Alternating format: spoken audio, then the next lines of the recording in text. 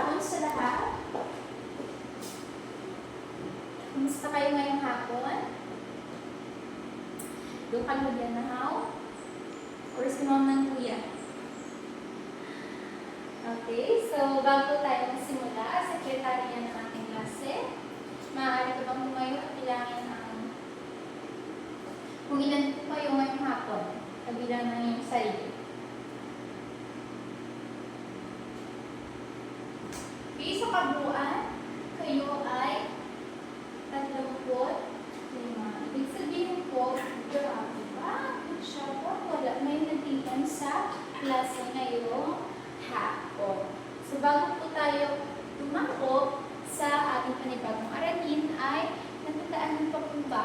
Ano po ba yung napag-aralan natin noong nakaraang araw? Ella.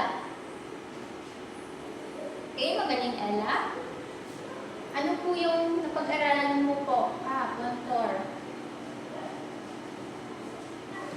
Dito naman tayo sa harapan, Marichu. Ano-ano po ang pinag-aralan natin ng nakaraang araw? Ano po yung natutunan nyo sa araling panlipunan? Okay, magaling. Ngayon, bago tayo tumungo sa ating aralin, ay magkakaroon muna tayo ng isang aktibidad. So, basahin po natin ang paluto ng inyong aktibidad o gawain. Yung gawain po, basahin lahat ng mga babae.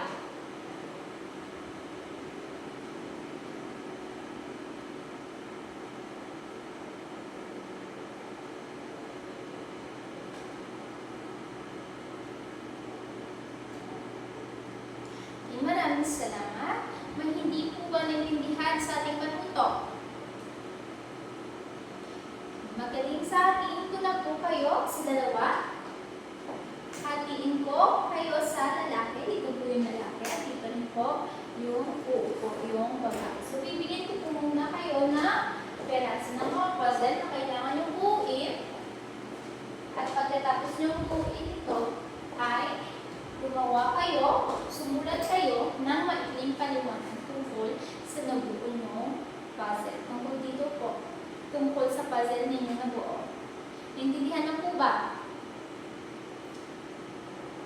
Siyempre po, kung sino unang makapuzzle ay siyang mananalo sa ating gawain ngayon. Okay? Kailan po ba? Magaling. Kapag sinabi ko simula ay maaari na po kayong bumuo ng inyong puzzle at pagkatapos gumawa kayo ng maikling paliwanag. Okay, handa? Simula.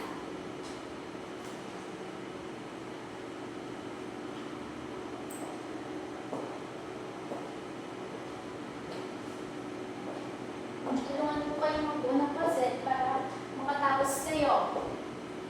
Tandaan nyo maupang matapos sa pagbulang puzzle ay siyang mananalo at makakatanggap po ng prize sa ating pagkatapos po ng ating discussion.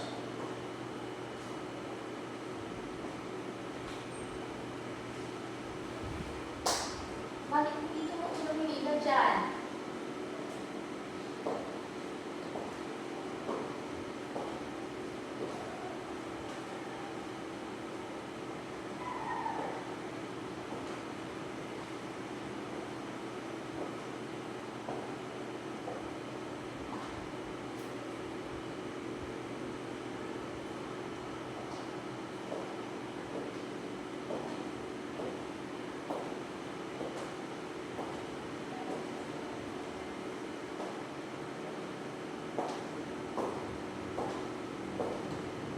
Dito lang po muna ako sa likod upang makita ko po kayo ng lubusan.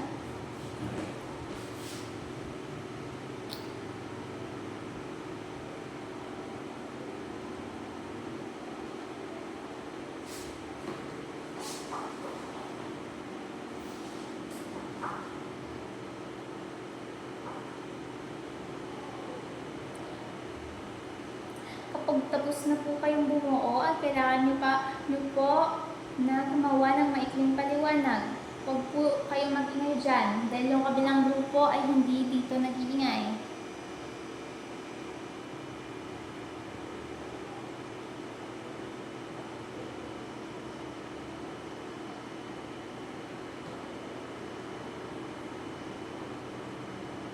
Sabihin niyo lang po ang pangalan ng inyong grupo kapag tapos na kayo at umupo dyan ng maayos sa inyong mga upuan.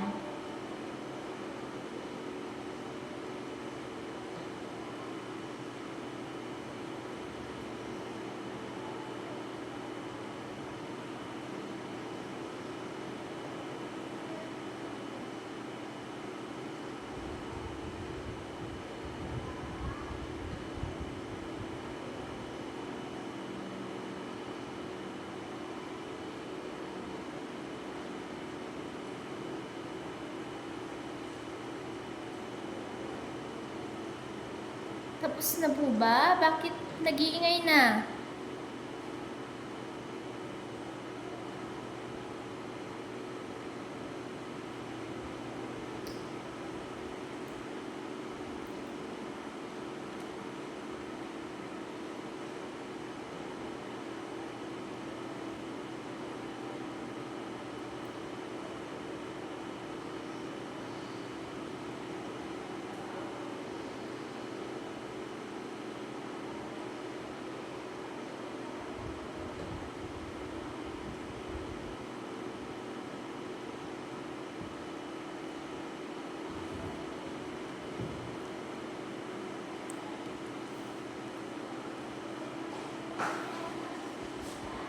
Okay, magaling mo ng grupo dahil kayo ang nakaunang magbuo ng puzzle. Nakagawa na ba kayo ng aking paliwanag?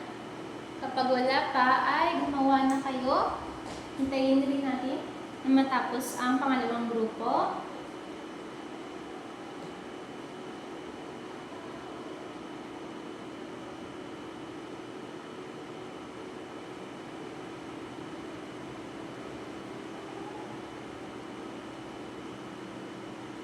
Tapos na bang lahat?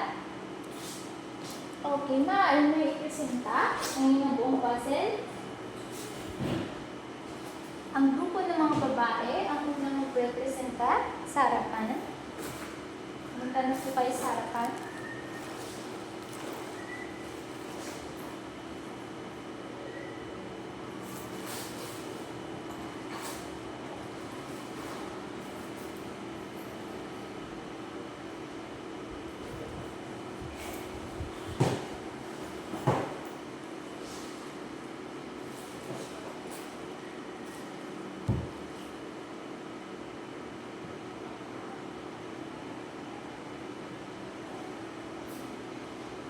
Maraming salamat po. Ang grupo naman po ng mga lalaki ang mag-representa sa harapan.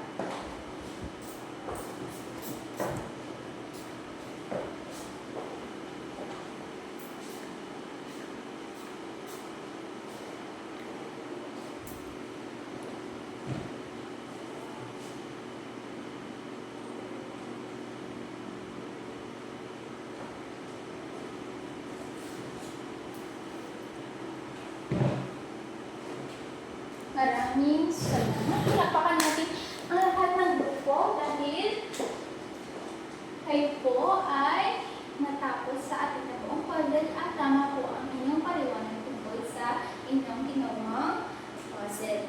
Okay, so ano po ang pansin nyo sa inyong ginawa? Ano po ang pansin nyo sa puzzle? Unang grupo?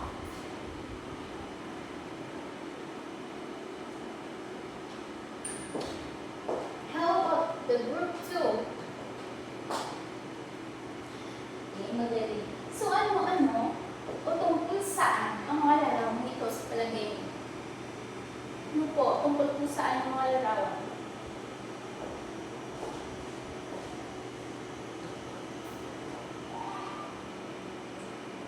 Meron po ba kayong mga ideya? Ella? Magaling, Ella. Dito naman po, Thor. Tungkol kaya saan ang larawang ito? Pamilyar ka ba sa larawan ito?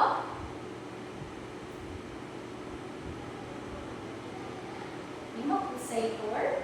So, batay sa inyong ginawang gawain, ano po sa palagay nyo ang ating pag-aaralan ngayong araw? Ngayong hapon. Ideya po ba kayo? Base sa nabuo ng puzzle, base sa larawan? Okay lang po yan. Ngayon ay pag-aaralan natin ang tungkol sa imperialism. Yung mga larawan na yun na po ay may kaugnayan sa ating talakayan ngayong araw at ito ay imperialism. Pamilyar ba kayo sa salitang imperialismo?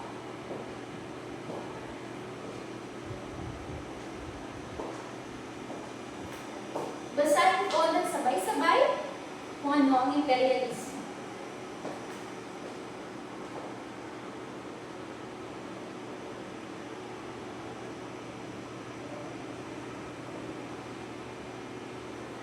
Okay. Ano po, batay sa definasyon, ano po ang imperialismo? Ano, Joy? Batay sa yung, in your own words po, ano po ang imperialismo? Batay sa nabasa niyo.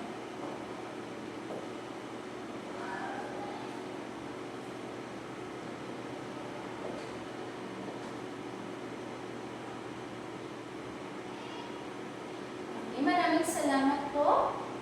Ang imperialismo po ay pampolitika, estratehiyang pampolitika na naglalayong magpalaganap po, magpalawak ng kanilang kapangyarihan o pananakot sa ibang bansa. Ito po yung imperialism. So, basahin po. Unahan.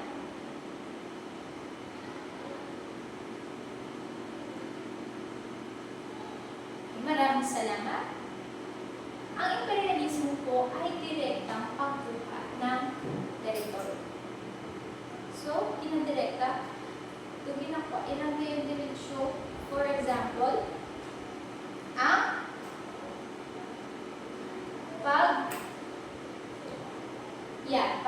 yung direkta po na pagkuha ng teritoryo ng ibang bansa. Yung hindi na po nagpapaalam yung direkta na lang malakas sa ibang bansa at kukuha ng kumuha po ng kanilang teritoryo. So, pamilyar po ba kayo or alam niyo po ba yung news tungkol sa West Philippine Sea?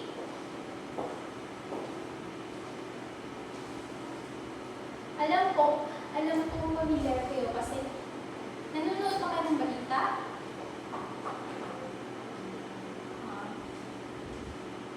Sa bagay, turos na lang kayo sa ngayon.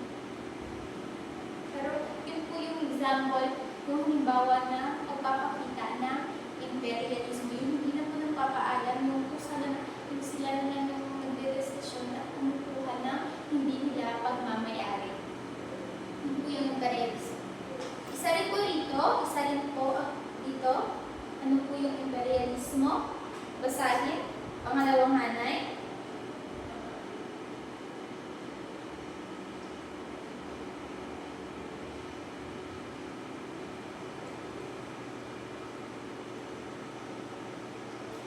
Maraming salamat po.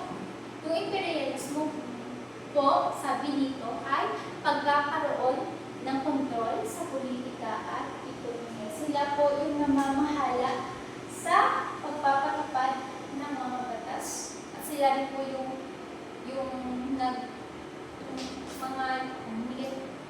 mga pondo, yung mga pera na para sa mga tao ay sila po ang kumukontrol, sila po yung gumagamit nito. Sila po yung gumagamit, sila po yung nagdidesisyon kung ano po yung, saan po yung gagamitin. Hindi po nila pinapakinggan ang suwestyon o opinion ng ibang tao. Hindihan lang po ba? Okay, magaling. At panghuli, pakibasa po lahat.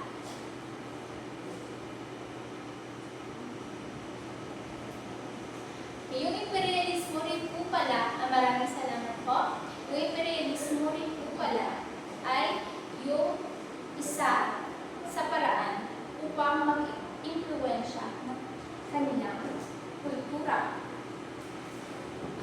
Ini-impluwensya nila ang ibang bansa sa kanilang kultura tulad na, for example, yung mga makabagong teknolohiya. Sa ngayon po, alam ko nasasakop na tayo. Hindi ko alam kung imperialismo pero nasasakop na tayo na saan po ba nagmula yung mga gadgets? At yung mga k-drama, yung mga kultura nila, yung mga kultura ng ibang bansa ay ginagawa rin natin mga Pilipino. Sinusunod na po natin at hindi na po natin pinapahalagahan yung kultura natin. Saan mo makakita sa kabakal man sa local brands? Kasi nag-order na lang tayo ng mga halin sa sinusuportahan po natin yung pagkasabi po ng mga brand name ng mga items at mga yung mga gamit na halin sa ibang masaya. Grabe, masaya na po tayo yun. Pero hindi po natin alam na yung kultura natin ay kaamat-amat na lang. Kasi hindi po natin sinusuportahan yung mga nagbebenta po ng mga gamit dito sa Pilipinas. For example po, yung gumagawa ng mga banig, yung gumagawa ng yung hand-built na mga damit. Okay. Okay, yun po yung iba sa influensya. I mean, yun po yung definasyon ng imperialismo. Ngayon, alamin natin kung ano ang definasyon or ano po yung imperialismo ayon kay Niccolo Machiavelli. Hindi po basa doon. Okay, sabay-sabay na basahin.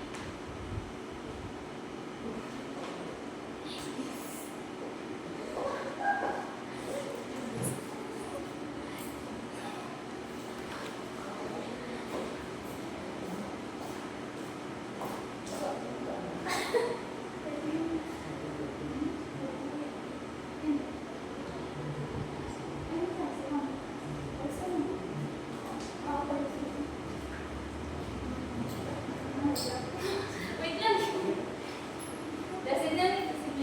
Okay. Maraming salamat po. Ano po ang imperialismo ayon kay Niccolo Machiavelli? Ella? Okay. Ang imperialismo po daw, pakilalanin muna natin si Niccolo. Si Niccolo po ay Italianong pilosopo at politiko na kilala bilang ama ng modernong politika. Sino po si Niccolo?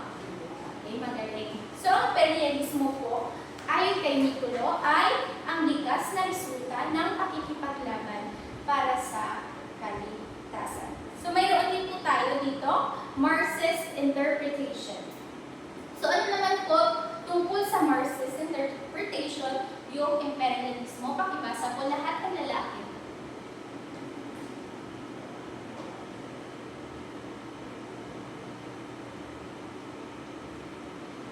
Maraming salamat. Ayon naman po sa Marxist interpretation, ang imperialismo po daw ay ang pinakamataas na yugto ng kapitalismo. At ito po ay nagaganap dahil patuloy na nagpapalawak ng ekonomiya at ng politika. So, naintindihan na po ba ang dalawang definasyon tungkol sa imperialismo? Magaling po. So, ano ulit ang imperialismo?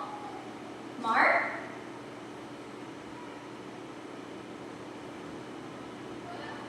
Okay, maraming salamat. Ano ang imperialismo ayon kay, ano naman po yung imperialismo ayon kay Niccolo Machiavelli? Ito naman tayo sa pangalawang hanay.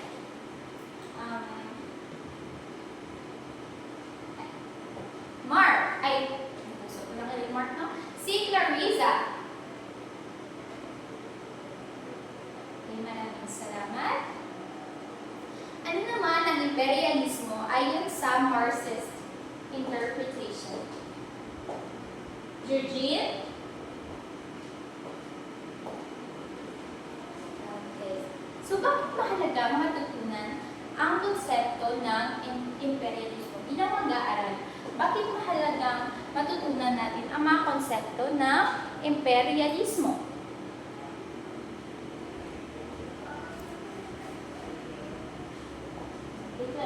Hana? Okay, magaling. Dito naman po tayo kay Marchu. Bakit mahalagang matutunan natin ang konsepto ng imperialismo? Mahusay, Marichu. Ngayon, dahil gusto silang natutunan ang ating aralin ngayong araw, ngayong hapon, ay magkakaroon na tayo ng isang aktibidad. Okay, pakibasa po lahat ng mga babae ng aktibidad o ang direksyon tungkol sa inyong gawain.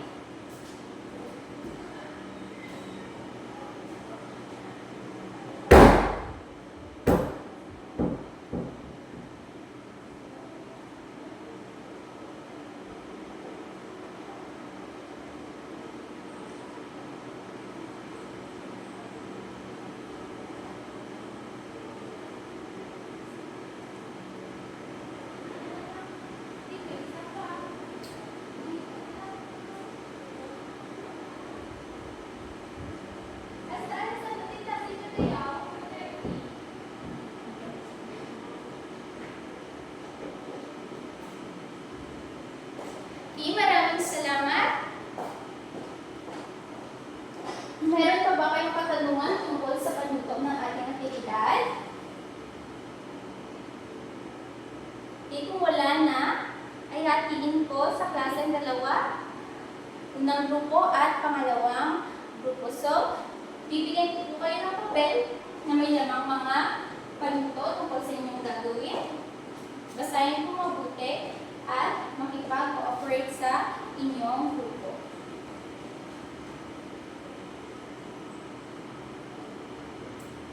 Ano po ang gagawin ng unang grupo? Makibasa po. Okay, maraming salamat. Ipakita ang kahulugan ni Niccolo Machiavelli sa imperialismo sa pamamagitan ng isang tula-tulaan at ang pangalawang grupo naman, pakibasa po. Magaling ipahayag sa isang dula ang kahulugan ng imperialismo ayon sa Marxist interpretation. Kung wala na po kayong mga tanong, ay maaari na kayong gumawa ng inyong mga aktibidad. Bibigyan ko lamang kayo ng 7 minuto sa pag-prepare ng dula-dulaan. Intindihan niyo ba? Okay.